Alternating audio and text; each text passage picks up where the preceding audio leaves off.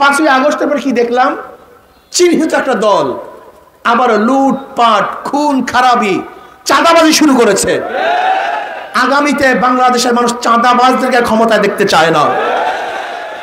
এতদিন কি করেছেন? এখন ফিস্টুনি দিয়ে গোটা রাস্তা ভরে ফেলেছেন। কোন জায়গায় ফিস্টুনি ছাড়া দেখা যায় না। এতদিন কি করেছেন? আপনাদের কি শক্তি আছে আমরা জানি। জীবনবার পরের মাথায় নুন রেখে বড়ই খাবার দল, আন্দোলন করবো আমরা, আর ক্ষমতা যেমন আপনার, এটা হতে দেওয়া হবে না ইনশাআল্লাহ। বাংলাদেশের মানুষ কোন খুনিকে ক্ষমতায় নেবে না, বাংলাদেশের মানুষ কোন ধর্ষককে ক্ষমতায় নেবে না, বাংলাদেশের মানুষ কোন চাঁদাবাজকে ক্ষমতায় নেবে না, বাংলাদেশের মানুষ কোন ডাকাত, বদমাশ, ধর্ষক এবং 2 নম্বর 6 নম্বরদেরকে আর ক্ষমতায় রাখতে চায় না।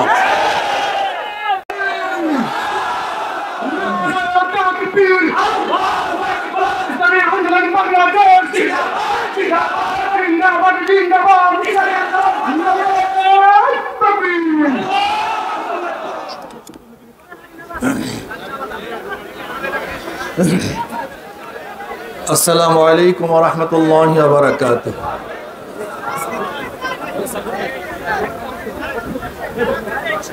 নাহমাদু ওয়া নুসাল্লি আলা রাসূলিহিল কারীম, আম্মা বা'দ। আউযু বিল্লাহি মিনাশ শাইতানির রাজীম। বিসমিল্লাহির রাহমানির রাহিম। ওয়া মা আরসালনাকা ইল্লা রাহমাতাল লিল আলামিন। সবাই বলি সাল্লাল্লাহু আলাইহি ওয়াসাল্লাম। ইসলামী আন্দোলন বাংলাদেশ শরীয়তপুর জেলা শাখা কর্তৃক আয়োজিত আজকে এই গণসমাবেশের সম্মানিত সভাপতি, দেশের শ্রেষ্ঠ সন্তান, শ্রদ্ধাভাজন ওলামায়ে কেরাম, কেন্দ্রীয় নেতৃবৃন্দ, সকল স্তরের জনগণ ভাইয়ের আমার, আজকে আমরা এই বাংলাদেশকে ৪র্থবার স্বাধীন করেছি। আপনারা জানেন প্রথম এদের স্বাধীন হয়েছিল ব্রিটিশ থেকে। ব্রিটিশের জুলুম, অত্যাচার, অবিচারের বিরুদ্ধে মুসলমানরা প্রথম আন্দোলন করেছিল, সংগ্রাম করেছিল। এই ইতিহাস আমাদের অনেক মুসলমানদেরই জানা নেই। আসলে মূল সমস্যা হলো এই, আমাদের হাজারো ইতিহাসকে গোপন করা হয়েছে। আমরা প্রকৃত ইতিহাস মুসলমান সন্তানরাও জানি না। আপনারা জানেন এদেশ মুসলমানরা 750-800 বছর শাসন করেছিল, 1-2 দিন নয়। কিছু মুনাফিকের কারণে ব্রিটিশ 200 বছর শোষণ করেছিল। 1803 ঈসাই সালে যখন দিল্লির জাফর থেকে ব্রিটিশরা দিল্লি দখল করেছে, সে 1803 ঈসাই সালে শাহ ওলিউল্লাহ মুহাদ্দিস দেহলভী রহমাতুল্লাহ আলাইহির বড় সন্তান শাহ আব্দুল আজিজ সাহেব রহমাতুল্লাহ আলাইহি ঘোষণা দিয়েছিলেন, আজকে পাক ভারত উপমহাদেশ ইসলাম নয় দারুল হারব, কাজী এদের বিরুদ্ধে যুদ্ধ করা প্রত্যেকটা মুসলমানদের জন্য ফরজে আইন। 1803 ঈসাই সালেই ব্রিটিশ বিরুদ্ধে আন্দোলনের বীজ বপন হয়েছিল। 1947 সনে আমরা ভিন্ন আবার স্বাধীন হয়েছিলাম। পাকিস্তান নামে এক দেশ পেয়েছিলাম, ভারত থেকে দ্বিতীয়বার স্বাধীন হলাম। আবার 1971 সনে পশ্চিম পাকিস্তান থেকে আমরা বাংলাদেশ নামে এক দেশের মাধ্যমে স্বাধীন হয়েছিলাম। চতুর্থবার 2024 5ই আগস্ট ফ্যাসিস্ট এই খুনি শেখ হাসিনার থেকে আমরা স্বাধীনতা অর্জন করেছি। তাহলে আমরা যেখানে দাঁড়ানো অবস্থায় আছি, মোট 4 বার স্বাধীন হয়েছিলাম। স্বাধীন হয়েছিলাম কেন? এই বারবার রক্ত দিয়েছি কেন? আমরা কেন পঙ্গুত্ব গ্রহণ করেছি? কেন আন্দোলন সংগ্রাম করেছি? এইটা আমাদেরকে বুঝতে হবে। ব্রিটিশরা শোষণ করেছিল, ওরা আমাদের অধিকারকে রক্ষা করতে পারে নাই, স্বাধীনতা দিতে পারে নাই। এর জন্যই কিন্তু ব্রিটিশদের বিরুদ্ধে আমরা আন্দোলন করেছিলাম। আবার ভারত থেকে আমরা পাকিস্তান নামে একটা দেশ আলাদা করছিলাম কেন? আমরা তো ছিলাম ভারতের সাথে। এর কারণ হলো ইন্ডিয়ানরা ভারত মুসলমানদের অধিকার প্রতিষ্ঠিত করতে পারে নাই, বিধায়ী আমরা আলাদা একটা ভূখণ্ড করেছিলাম। কিসের জন্য? স্বাধীনতার জন্য, সাম্য মানবিক মর্যাদার জন্য। আবার 71 স্বাধীন হয়েছিলাম কেন? এর কারণ হলো এই যে পশ্চিম পাকিস্তানিরা আমাদের স্বার্থ রক্ষা করতে পারে নাই, আমাদের অধিকার ফিরিয়ে দিতে পারে নাই। এর জন্য 71 সনে 3টা স্লোগানের ভিত্তিতে দেশ স্বাধীন হয়েছিল: সাম্য, মানবিক মর্যাদা, সামাজিক ন্যায় বিচার। সাম্য, মানবিক মর্যাদা, সামাজিক ন্যায় বিচার। অথচ আমাদের ছেলের যুবকরা জানিই না, ছাত্ররাও জানে না দেশ কেন স্বাধীন হয়েছে। আমরা কি জানি? গণতন্ত্রকে রক্ষা করার জন্য, সমাজতন্ত্রকে রক্ষা করার জন্য, ধর্মনিরপেক্ষতা প্রতিষ্ঠা করার জন্য, জাতীয়তাবাদ প্রতিষ্ঠা করার জন্য স্বাধীন হয়েছিল। এটা ভুয়া কথা। দেখেন, গণতন্ত্রবাদ, সমাজতন্ত্রবাদ, জাতীয়তাবাদ আর ধর্ম নিরপেক্ষতাবাদ, এই 4টা নীতি হলো ভারতের সংবিধানের মূল নীতি। অথচ আমাদের স্বাধীনতার মূল নীতি কি ছিল? সাম্য, মানবিক মর্যাদা, সামাজিক ন্যায় বিচার। সে স্লোগান আউট, 71-এর স্লোগান পুরো আউট। কোথা থেকে ভারতের সংবিধান আমাদের মাথার উপর চাপিয়ে দেওয়া হয়েছে? ব্যর্থ হয়েছিলাম। কিন্তু আমাদের দেশের সন্তানরা জানে না। আপনি কি জানেন আওয়ামী লীগ কাজটা কি করেছে? আপনারা বিশ্বাস করবেন, যারা আওয়ামী লীগ করেন তারাও জানেন না আওয়ামী লীগ কাজটা কি করেছে। এমনকি আওয়ামী লীগ নজর রাখছে কে ফজরের সময় নামাজ পড়তে যায়। এই গোয়েন্দা রিপোর্ট, কে ফজরের সময় নামাজ পড়তে যায় তাকে ধরো, তাকে জঙ্গি বানায়া দাও। আল্লাহর কসম করে বলতেছি মুসলমানের সন্তান, আল্লাহর কসম করে বলতেছি মুসলমানের সন্তান, মুসলমানের সন্তান, আল্লাহর কসম করে বলতেছি। তুমি জানো আওয়ামী লীগ কি করছে? টাকনুর উপরে কে কাপড় পরে, টাকনুর উপরে কে কাপড় পরে, তাকে চিহ্নিত করে সে জঙ্গি। শুধু কি তাই, ইউনিভার্সিটির মধ্যে কে শুদ্ধ করে সালাম দেয়, আসসালামু আলাইকুম, এই শুদ্ধভাবে কে সালাম দেয় তাকে নজরদারি করো, সেও জঙ্গি। কে দাড়ি রাখে, কে টুপি পরে, কে নামাজ পড়ে, কে কলেমা পড়ে। এই গত রমজানে, এই যে গত রমজানে ইউনিভার্সিটির মধ্যে কোরআন তেলাওয়াত করতে দেওয়া হয়নি। এই গত রমজানে, আপনি কি জানেন এই গত রমজানে ইউনিভার্সিটির মধ্যে ইফতার মাহফিল করতে দেওয়া হয় নাই? মুসলমানের সন্তান, ঘৃণা লাগে না তোমাদের? লজ্জা লাগে না তোমাদের? ঘৃণা লাগে না তোমাদের? এই গত রমজানে মুসলমান সন্তানরা ইফতার করতে বসছে, হাজার ইউনিভার্সিটির মধ্য থেকে তাকে লাঠি মারিয়ে পাওয়ার চড়াই দেওয়া হয়েছে। আজকে বোরখা পরে ইউনিভার্সিটি পড়তে পারে না। অথচ তুমি কি জানো ইউনিভার্সিটি কার?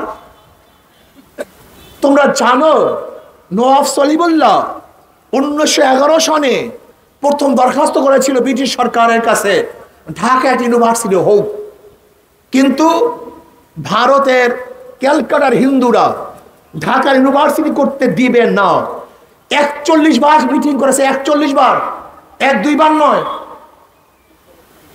সেই গড়াইয়ের মাঠে রবি ঠাকুরের নেতৃত্বে, সভাপতিত্বে মিটিং হয়েছিল ঢাকা একজন ইউনিভার্সিটি করতে না পারে। কেন?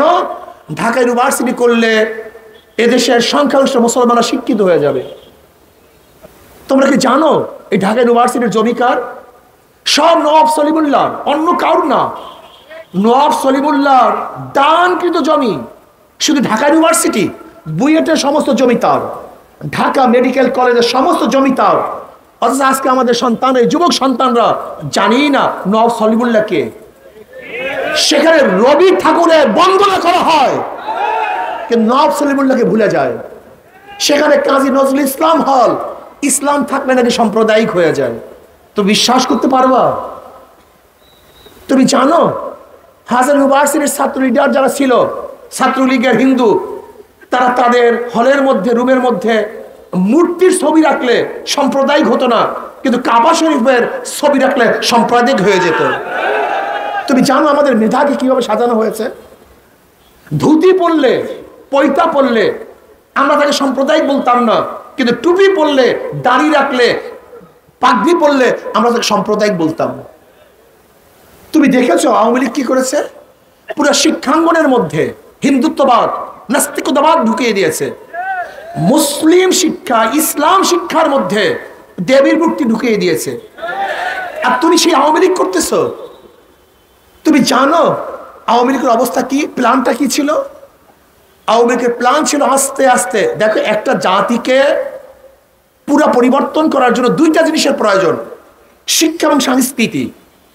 শিক্ষা এবং সংস্কৃতির পরিবর্তনের মাধ্যমে একটা খ্রিস্টান জাতিকে মুসলমান বানানো যায়, একটা মুসলমান জাতিকে খ্রিস্টান বানানো যায়, একটা হিন্দু জাতিকে মুসলমান বানানো যায়, একটা মুসলিম জাতিকে হিন্দু বানানো যায়। কয়টা জিনিসের ভিত্তিতে? কি কি? শিক্ষা এবং সংস্কৃতি। এই শিক্ষা এবং সংস্কৃতিকে এমন ভাবে ঢেলে সাজানো হয়েছে, আমাদের শত শত বাচ্চারা কি জানে যে আমরা মানুষ থেকে জন্ম হই নাই, বানর থেকে জন্ম হয়েছি। এর শিক্ষা তোমাদের দেওয়া হয়েছে তোমাদেরকে। তুমি কি দেখেছো শিক্ষার মধ্যে কি হয়েছে? সংস্কৃতি, শিল্প সংস্কৃতির মাধ্যমে প্রত্যেকটা মুসলিম সন্তানকে ড্যান্সার বানানো হয়েছে। ড্যান্সার, প্রত্যেকটা মেয়েকে ড্যান্স দিতে হবে। প্রত্যেকটা মেয়েকে শুধু ড্যান্স শিখলে হবে না, ড্যান্স তাকে প্র্যাকটিক্যাল দেখাতে হবে। তুমি দেখো, আমি কথা সত্য বলছি না মিথ্যা বলছি? তুমি দেখেছো সেই শিক্ষার মধ্যে প্রেম কিভাবে করতে হয়, কিভাবে হাত ধরে হাঁটতে হয়, একটা পুরুষ মহিলা কিভাবে হাত ধরে হাঁটতে হয়, সেটা শিক্ষা দেওয়া হয়েছে তোমার বইয়ের মধ্যে। তুমি কি দেখেছো বইয়ের মধ্যে কি করা হয়েছে? ট্রান্সজেন্ডার। ট্রান্সজেন্ডার তুমি বুঝো? এই জাতিটাকে পুরো নষ্ট এবং নষ্ট বানাবার যে চক্রান্তগুলো ছিল সবই বইয়ের মধ্যে করা হয়েছে। এরপর অপসংস্কৃতির মাধ্যমে গান বাজনা, থিয়েটার, হাবিজাবি, বৈশাখী মেলার মাধ্যমে আমাদের দেশকে ধ্বংস করার চক্রান্ত করতেছে। আজকে দেখবেন হিন্দুদের পূজা আসতেছে, হিন্দুরা পূজা করবে, দুর্গা পূজা আগের চেয়ে ভালো করবে, উদ্দামের সাথে করবে, ইসলামী আন্দোলন তাদেরকে পাহারা দিবে। লেকিন তারা কি করেছে? ধর্ম যার যার, উৎসব সবার। এটা হয়? ধর্ম যার যার, উৎসব সবার হয়। তাহলে আমাদের কোরবানির সময় হিন্দুরা গরু খাইতে আসে না কেন? আমাকে বলো, এর কারণটা কি? আসো, খাও, এরপরে বলো আমাদের ঈদের উৎসব পালন করে না, কিন্তু দুর্গা পূজা আমাদের সন্তানদেরকে সেখানে নিয়ে হিন্দু এমন কোনো অপকর্ম নাই যে অপকর্ম তারা করে না। এর জন্য আমরা বলছি ধর্ম যার যার, উৎসব তার তার। উৎসব সবার না, ধর্ম তোমার, উৎসব তোমার, কিন্তু আমরা তোমাদেরকে পাহারা দেব। তোমরা ধর্মীয় অনুষ্ঠান পালন করবো, কিন্তু একাকার হতে পারবো না। আমরা মুসলমান, তোমরা হিন্দু, তুমি খ্রিস্টান, সমস্যা কোথায়? তুমি তোমার ধর্ম পালন করবা, আমি আমার ধর্ম পালন করব। এ তো বললাম ধর্মীয় লাইনের কথা। দেশের অবস্থাটা কি জানেন? দেশের অবস্থাটা কি জানেন? বর্তমান গভর্নর বলতেছে গোটা দুনিয়ার মধ্যে এত লুটপাট ব্যাংকের দুনিয়ার কেউ দেখে নেই। গোটা ব্যাংক লুটপাট হয়ে গেছে, চুরি হয়ে গেছে, ডাকাতি হয়ে গেছে। প্রিয় ভাইরা আমার, আমি আশ্চর্য হয়ে যাই ওই সমস্ত বাবাদের মেধা দেখলে যারা আওয়ামী লীগ করেন।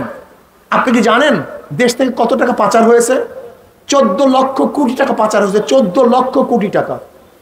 আজকে এখানে যারা আছেন প্রত্যেকের মাথার উপরে 1.5 লক্ষ টাকা ঋণ। আজকে যে সন্তান জন্মগ্রহণ করবে তার মাথার উপরে ঋণ কত? 1.5 লক্ষ টাকা ঋণ। আজকে বাংলাদেশের অবস্থা কি দেখেন? আমাকে দেখেন তো, গোটা দুনিয়ার হাজারো সরকার পরিবর্তন হয়, কিন্তু গোটা সংসদ পালিয়ে যায়। আমাকে একটা ইতিহাস দেখান তো, গোটা সংসদ সবাই পালিয়ে গেছে, কেউ কথা বলতে পারতেছে না।